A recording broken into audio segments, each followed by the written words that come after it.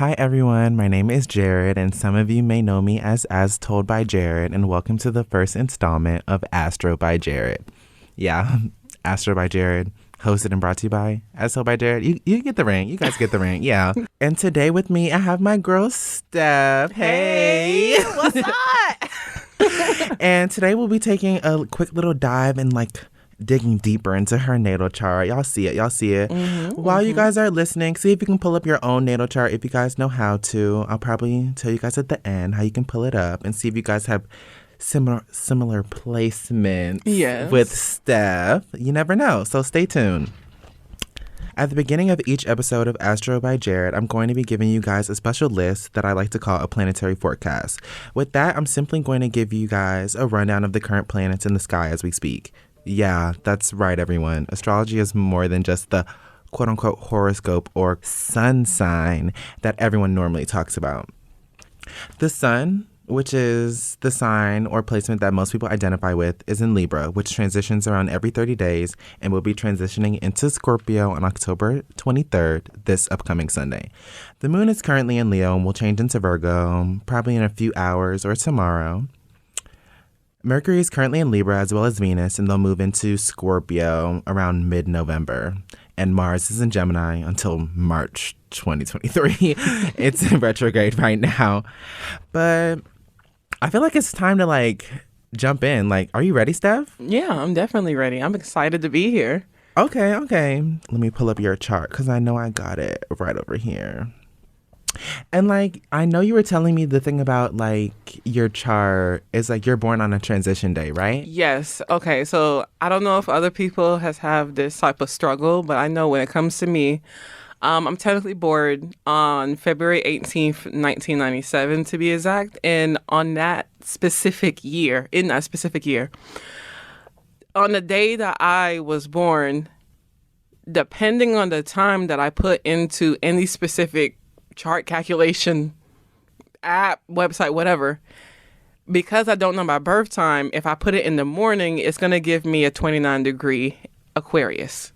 If I put it later on in the afternoon, starting around 12 p.m. and up, it's going to transition me into a 0-degree Pisces. So a lot of my life has been a little bit confused in regards to that, but I have just kind of defaulted just kind of telling people I'm a Pisces, and then just kind of argue with people when they say, no, I'm an Aquarius. Yeah. So that's kind of what we've dealt with here. I hope y'all know cusps don't exist. They do not. You have to pick one or the other. It's one or the other, they guys. Do not. I will fight. They do not. Hello? They don't exist. What I'm going to do, because I remember you told me that you were born later in the day, I'm going to at least put noon because, through, experience with you, I feel like you gotta have a Mercurial ascendant, and when I say Mercurial, I mean Gemini or Virgo. You're giving me a Gemini girl. Yes. Yeah. I don't know why communication has been one of my strongest suits, and I have a very analytical mind at that point too. So, but of course, I don't really kind of attach myself too much to Virgo traits or other stuff like that. But Gemini though, especially Gemini people, we click on a whole different type of level. Because we're the best. Hello. There will be no Gemini slander when I'm around. None. Neither when I'm around. There will be none. If you guys want to attack any other sign, I definitely recommend Aquarius instead. No hate to my actual Aquarius babies. Y'all know I love y'all. Y'all know I love y'all. Not too much on y'all. But the others, yeah. The thing about Geminis, and I'm not even tooting my own horn. Let's slow it down. Let's slow it down. The thing about Geminis, I feel like if you don't like Geminis, clearly you just not liking the party. I feel like that's what it is. That's what it is. Okay, so I do. Here's the thing, though, and I know how you girls like to tussle, but I'm just saying, I do understand why some of the slander have came about, but I just think a lot of it, the actions are misconstrued from other people's perspective on how a Gemini acts. They just automatically assume you're going to move a specific type of way. And that's why things end up happening. And the thing is, you also got to play into fact, how we were talking about cusps don't exist. There's also those deacons. And it's like, there's a big difference between the first deacon, second deacon, and third deacon Gemini. Because, Preach. But we know who the best ones are. The second deacon Geminis are always going to hit. Okay. Always going to hit. That's a teaser. That's a teaser. Teaser? Yeah, that's a teaser. So we'll be covering deacons in another episode. So make sure you guys stay tuned to Astro by Jared. Like, why would you not want to keep up with the stars and keep up with the bestest of the mestest of the... That didn't even rhyme. Well, it did, but like, it just didn't sound... We're so off track. I'm pulling up your chart right now. Do we see all these Aquarius placements? Yes. Are we seeing them though? It's a lot. But like, through time with you, yeah, this Aquarius Mercury it's running the show. It is. Completely. Especially like... Because I put in noon for your birth time. I feel like that's a good general time. You said it was like later in the day. Yes. That's the only thing my mom remembered. When I was born with my twin. Mm-hmm. And I asked my mom, when was I born? And she said, a little bit sometime later in the afternoon. I'm not really sure. Hello. Yeah. Yeah. Pisces. Yeah. Hello. Not you a Pisces. Let's be for real. It's the self-slander for me. This Aquarius Mercury, I see it every day, y'all. I see it in action every single day. I see it in action every single day. And that's why I feel like with what you said about my ascendant possibly being more mercurial, it makes sense. It really does, because even I can say the way that I navigate through life is through a very centered on communication mindset. Like, you can ask my closest friends to family. That's one of the biggest aspects that I value to the highest extent. And I also value it for the very reason that it's able to help defend and protect other people. So I don't know if that's like the Libra Mars is kind of coming in a little bit. It's coming in. Because honestly, even when you think about it, you have a grand trine in your chart. And trines are... Basically, a trine can only be in the same element on a natal chart. So that's cute. I wish I had one, but that's cute. And I want to ask, how do you feel about travel? Because your stellium is definitely in your 9th house. I travel all the time. Just the last few months, I actually went to Europe, and I was able to travel to Italy, like 3 different cities in Italy, 2 different cities in Spain, like Palma de Mallorca. I may be tearing up that name. And also Barcelona, and then France. And then I've also been to Destin, Florida. And just I travel, even if I'm a college student, I have work, I have internships, I have like my whole on-campus activities. I'm going to make some time for traveling. If there's a will, there's a way. Baby, I'm going to go. Hello? Hello? One thing about if the time isn't accepted, the ticket's already paid for. It's already been paid for. It's already paid for. You need to find somebody to cover my shit. I'm quick to tell my manager, hey, I'm going to be gone on this day, not as a permission, but as a show. Oh, like, yeah, I'm letting you know. You need to find somebody to cover for me. Literally, I'm letting you know. Because, baby, I'm going. Hello? Yes, hello. That'd be, yeah. Like, let's be for real. And especially because I feel like that's probably where our synastry probably play in, because I am a 9th house moon. So you already know I like to get out. Yeah. Adventurous. I love it. Oh, you see me.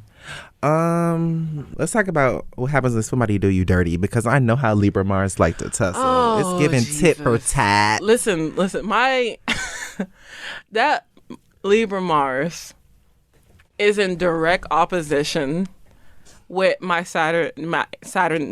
Your Aries Saturn. Yeah.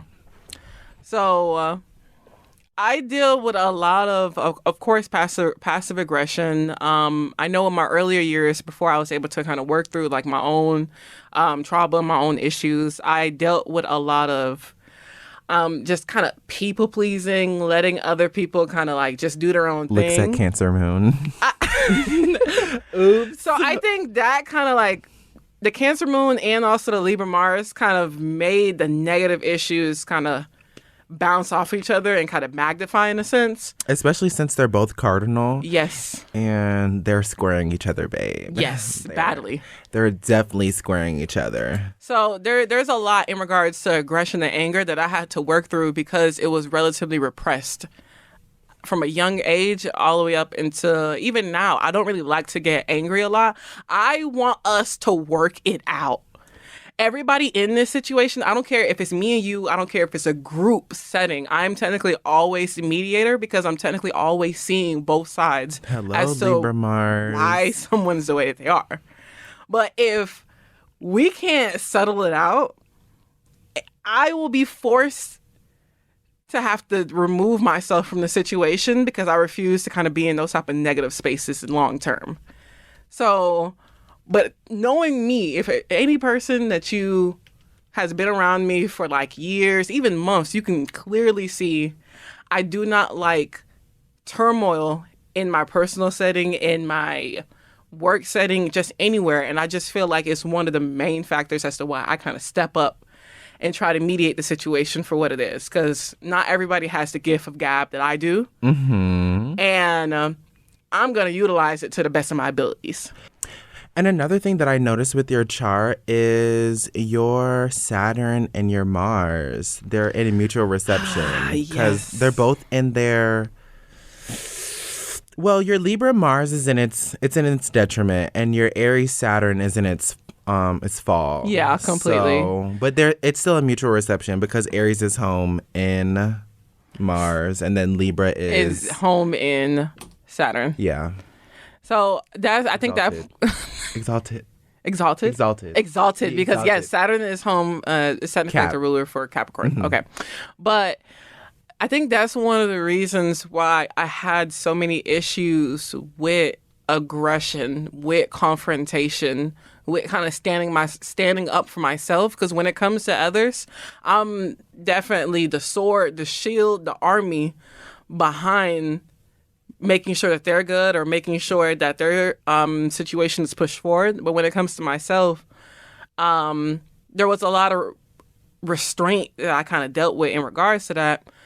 Now, of course, that led for me to dig deeper into astrology once I kind of put my time in and actually seeing, hold on, why is this reading me for filth right now? No, literally, people don't. I feel like people only like astrology when it caters to their ego majority of the time. Yes. And it's like there's so much more to astrology. Yes. Like there's different kinds for a reason. Like just because you don't agree with this one thing doesn't mean, okay, next week, oh my God, this is so me. Like, yeah, last week, what were we saying?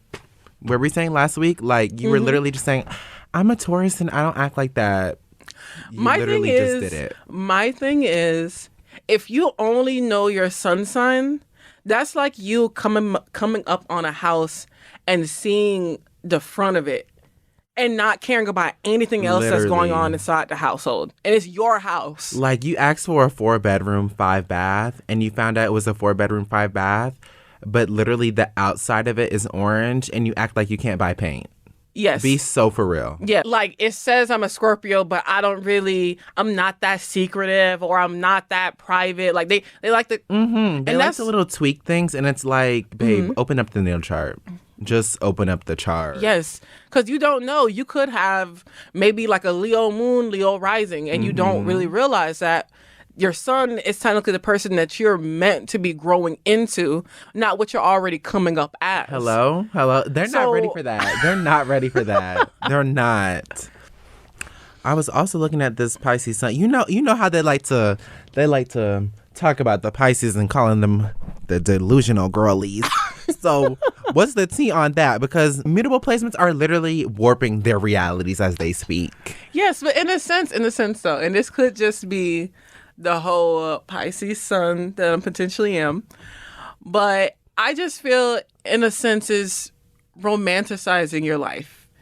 And everybody knows when it comes to romance and love that there is a lot of ups and downs and a lot of trials and tribulations. Yes, a lot of trials and tribulations that come along with it.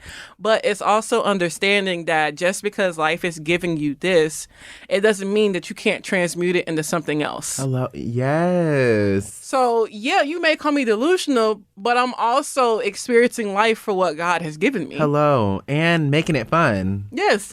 Now, Always making it fun. now, of course, it can't be too delusional where it's affecting us in the long term negatively. And we can obviously see that, especially for Pisces and mutable signs, that we kind of get caught up with these terrible situationships. And these superficial things. Yes. Like, Jared, it didn't exist. Yes. It didn't exist. But I want to say all the other traits for other signs too, we all have something that could keep us in a relationship or keep us in a situation longer than when we were supposed to get out. Because, like, when you think about it, I feel like cardinal signs end up stuck in relationships because they're like, but I can make a difference in their life. Like, a really, really, really I can good change difference. him. I can do, like, we're the leader of the zodiac. I can change them. I promise. Babe, he didn't change from the last 14 times you took him back. Be so for real. And the fixed signs, everyone calls them stubborn, and I'm not gonna lie, that's kind of like the best way to describe them. They're kind of stubborn, yes, 100%. And it's like, if they don't want to leave the relationship, they're not gonna leave. They're not gonna leave. It's gonna take getting hit by that truck first to leave that relationship. And honestly, it's not to bag on anybody, but it's like, you know when enough is enough. You know when enough is enough. I'm not gonna rush you. I promise you, I won't rush you. I may leave you, but I won't rush you. Now, it's time to drag those mutable signs, because I'm convinced mutable signs are always like, but I know it's going to change. Yeah. I know it's going to change. Something's going to happen that's going to turn this relationship into something else. And I don't know what it is, but it's probably going to be me. It's probably going to be, I'm the one with the superpowers. They're just a character in my reality, because we know, like I said earlier, 10 toes down, mutable signs are warping everything. As they live and breathe, just walking around. Mutable signs, it's giving Wanda Maximoff. Yeah. It's giving Scarlet Witch. No matter what. Because like my moon is in Cancer. If you guys don't know, if I didn't already kind of state that, that's what it is. And I don't want to demonize my Cancer moon. I love her. Love her to death. And it's domicile. We love a Cancer moon. Some people don't like Cancer moons. They don't? They don't. And it's like, I feel like through all the experiences I've had with Cancer moons, people love to say, oh my God, they're so emotional. And it's like, I guess, but like, they're really not. They're not like overly emotional. They're emotional, but they're not like overly emotional as everybody says they are. I can say that we do get passive aggressive. Man or woman, if there's a Cancer moon in there, we're going to keep giving and giving to the point where that passive aggression kind of comes in. Because something's got to give. We're not getting that same energy back. But we can't sit here and assume that us giving 150 all the dang time, we're going to get that same 150 from every single person back. And like also when you look at your moon and your Mars and they square each other, it's like both of those cardinal girls are like tussling a little bit, just a little bit. But then again, your moon is like your emotions, and your Mars has like your aggression and your like extra passion or whatever in it. And it's like, if this isn't how I want it, this isn't how I want it. Yeah. Because one thing about cardinal placements, if they don't want it, they don't want it. They don't want it. Honestly, I would say that's for every sign, but that's definitely leaning towards more cardinal and fixed placements. If they don't want it, they don't want it. You could probably get away with the mutable signs, like kind of like finessing, trying to trick their way in. Yeah. Like tricking them into believing, yeah, you do want this. You do want this. No, they're just bored. They're literally just bored. That's how you were able to finesse them. I was also interested in pulling up your signature. I know I can find it here, so I want to see what your signature. Yeah.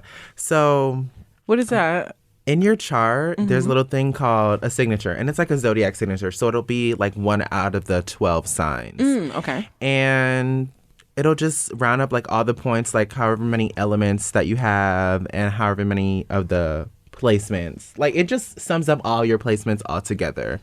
So let me see if I can pull that up. Okay, I'm excited. Let me get to scrolling. Enlighten Not me hitting the mic. I pulled up your dominance and it says ambiguous signature sign. I've only heard about some people having it, and that's only like when it can't like narrow them down. Oh, really? But majority of the points go off to air and Uranus, so I want to say you have an Aquarius signature because that's more than likely the closest. And your cardinal and fixed dominant. I'm mutable and fixed dominant. Yeah, I believe it. Yeah, I believe it. Mm-hmm. Especially with that Aquarius stellium. I'm gonna look at that again. Listen, yeah, my Aquarius stellium it's for Mercury, Venus, Jupiter, Uranus, and based on my time, it can also be the sun. So there's a lot of humanitarian energy that's cycling within me, like within just in almost all actions that I do. Like, for example, when I used to work at Whole Foods, I had to run like a little hot bar area for food. And oftentimes in my specific area, it was only Black people working there, but it's the hardest job out of the whole store. What are they trying to say? And I was the only person who kind of like, I worked there for a few months and I started asking my managers and everybody else, like, why is there only Black people? Yeah, do I need to start telling them something about their gluten-free cookies? Yeah, it's like Prep, Whole Foods, Salad Bar, everybody is white. What is going on with We must stay focused. We must stay focused. But I no matter what environment I'm technically in, which is the whole reason why I even brought it up, but no matter what environment I am, I'm going to be advocating for myself, people who look like me, and just specific marginalized groups. Because I was bringing up, I don't think the Black people in this specific store are getting treated as just or as fair. Going to another job, I do the same thing in regards to time, breaks, lunch, in regards more towards Black people. I'm going to speak up for my group. Come on. That's just what it's going to be. Come on, Aquarius and Libra placement. Showing out, showing love. Another thing I wanted to look at, your fourth house is empty. What's home life like? Oh, okay. So it was a little bit tumultuous. Is that the word? Tumultuous? Tumultuous. I do that a lot where like I read so much, but I don't really see the amount of words. But anyway, so it was a little bit of hectic energy kind of centered around my home life. And in regards to the home opposition for my Libra and Aries, for the Mars and Saturn, a lot of that energy that was misaligned was kind of directed between me and my father. Mm-hmm. And I want to say with my own mother, I kind of took on her own codependency issues. So that led to me having kind of issues relating to both my parents, kind of feeling like I can't really talk to them as much and tell them pretty much the majority of the stuff that was happening to me, good or bad. It was just something that I kind of kept to myself. Like middle school graduation, I didn't tell my whole family. I came back home after my graduation where I went with my friend and I told them that, hey, I just graduated, I got the certificate. And they were like, why didn't you tell us so we could show up? I was like, I don't know. That Cancer moon was running circles. Circles. When I see, maybe this is why Cancer moons are getting this reputation that I couldn't understand, because you guys are apparently like, at least this is what makes sense. If you're a domicile, you would think this is the cream of the crop placement. Yes. But like that's also a misconception about astrology placements. It is. There are no good and bad they're good placements, but I'm not going to say they're bad placements. It's like that two sides of a quarter thing, but it's like the quarter standing. Yeah. But it's not bad. Yeah, it's just and more like work that you have to work through. The thing is, when it comes to detriment and fall placements, yes, you guys have the ability to be the best of the best. Transformative. Hello? Yes. Come on. Literally the best of the best. Let's get some snaps. Hello? But like that Cancer moon, why are you not telling people? Why are you telling people not how you feel? But You, here's the as thing, a Cancer moon, tell me, answer me, please. Okay, first, you have to understand that even though with the Cancer moon being in one of the perfect spots that it can be, I do have a lot of Aquarius placements that kind of lead to that detached aloofness that I kind of like struggle that with. avoidance, that Yes. Aquarius avoidance. Yes. 100% yes. Yeah. No, especially in regards to my communication. So that's the reason why getting my birth time is so important, because I really want to see what's happening in my third house. Yeah. I want to know if it's empty. I want to know what planet's in there, if there is a planet in there. I just really want to know. Because, of course, the third house deals with communication in that aspect, with that and along with other things. And siblings. Yes. The mind, siblings, communication. And that is something important, too, because and you're a twin. Yes, I am a twin. Yes. I am a twin. And I am, child, on both my mom and dad together side, there's like 7 of us. On my dad's side, because, he was kind of walling out a little bit. It could be like 8 to 12. There's probably some hidden siblings over there in Haiti. I'm not really sure yet. If you're Haitian, you know the deal. You know the vibes. So, but I will say, because I had such a traumatic relationship with my own parents, that in a sense, my own sister, the one closest to me, she's a Scorpio, she kind of became like my model in regards to personality. Because I will say me and her are extremely alike. And I kind of seen her more as a mother figure, even though she was like about 4 or 5 years older than me. Why does that sound like me and my sister? Stephanie, me and you are more similar than we think, because we both came in with beanies and we didn't even have this planned. Like, and even like class on Tuesday, we both had the Navy. We were giving it to them. Navy, gray. Hello, we did that. We're in sync. I'll blame it. I don't want to blame it on the astrology, but I'm going to blame it on the astrology. There's a lot of mutual receptiveness happening. Yeah. But we really just got to get my birth time. That's like one of the most important We key need factors. to make a synastry chart. Ooh, guys. If you don't know what a synastry chart is, it's basically it's one chart on top of another chart, and it just shows the aspects. Also, if you do plan on doing a synastry chart, do it both ways. Put your chart on top of theirs and put their chart on top of yours, because it looks like 2 totally different things. They do. The aspects change. It looks totally different. Okay, great. Because I already hit up my boyfriend's mama for his birth time, and she gave it to me. So whenever I get my time, Jared, you ready? Yeah, Part 2? Hello? Because I used to have my services up, but I've been a little busy with school, so I had to put my services down. Okay. We love a scholar. Hello, you know me. Like, sometimes I can't put my astrology up as much. I got schoolwork to do. What the video said? I'm fighting for my life. I'm fighting for my life, man. Is this camera on me? No. The day that we were watching the interview in class, didn't we look up R. Kelly's I definitely chart? did look up his chart. What was like one of the majority aspects of I think he had he has Pisces sign? placements. I think he has mutable placements. It's a little slightly delusional, like we were talking about earlier, but we're not going to reference that. Yeah, we're not going to reference that. I don't want any attachment from him to us. Yeah, so, because who's that man? Who are we talking about? Who are we talking about? I don't know. Oh, not it dropped. I will say this, though, for both my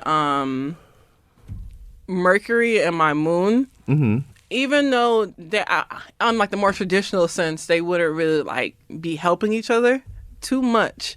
I do want to say that's one of the reasons why I am a very well-rounded person, because I'm able to understand from multiple perspectives, but also feel a vast amount of empathy towards those different perspectives that I'm seeing.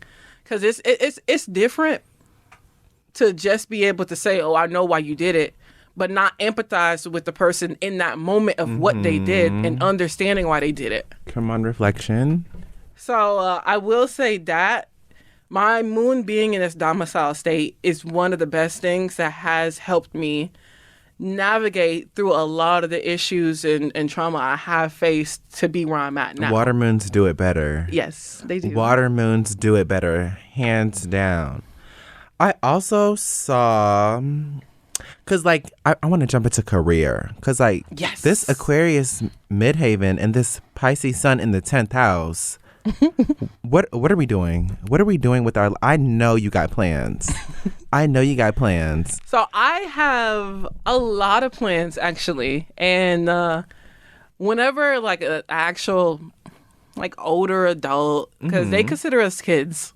For some strange reason. like early 20s, like late teens, early 20s. They consider us kids still, and they could be like 37. Literally, like it's only a decade, and yes, be so for real. They do get a little bit surprised when I do tell them about some of my plans because I'm thinking of long-term goals, right? And ultimately, of course, I'm in public relations now in the School of Journalism, and I wanted to transition that into either a marketing position or an actual public relations role in a corporation to be able to kind of gain, up my networking, you know what I'm saying? But I was also trying to build up a lot of income along with networking because my ultimate goal is, of course, to start up a facility for trauma, childhood trauma, relationship trauma. And I want to say it's kind of like a love rehab in a sense, right? So people who have been in like divorces, people who have dealt with specific points of just how would you describe it? The Cancer Pisces. All I want to say is the Cancer, Pisces, and Libra jumped out. Yes, very much so. The business, everything. I love that. I definitely want to say I love that. And when we are big, not if, big. When we're big, you can expect to see a few donations. Okay, I appreciate it. Yeah, and I like how you said all the things that you wanted to do, and I know you have more, especially with your son, because like the sun being in Pisces, you know. Traditionally is, I want to say Jupiter ruled, and Jupiter is about that expansion. So it's like, I want it all. And especially, I got Jupiter ruled placements too. And when I say I want it all, I want it all. I want it all. Ariana Grande said, I see it. I like it. I want it. I got it. Literally. I see it. I like it. I want it. I got it. But I think that's all the time that we have today. So I did want to say thank you so much, Steph, for coming in. I loved being here. I love being around you. I'm excited for this new journey, and I appreciate you having me on for your first installment. I hope you know this is not going to be the last time. It's you need not. to invite me back up. Oh, you will be back. Yes. You will be back. You will be back. Once again, thank you all for tuning into Astro by Jared. You can find me on Instagram at AsToldByJared and the podcast at Astro by Jared. Astro by Jared is a product of WANM FM 90.5 in the School of Journalism and Graphic Communication at Florida A&M University.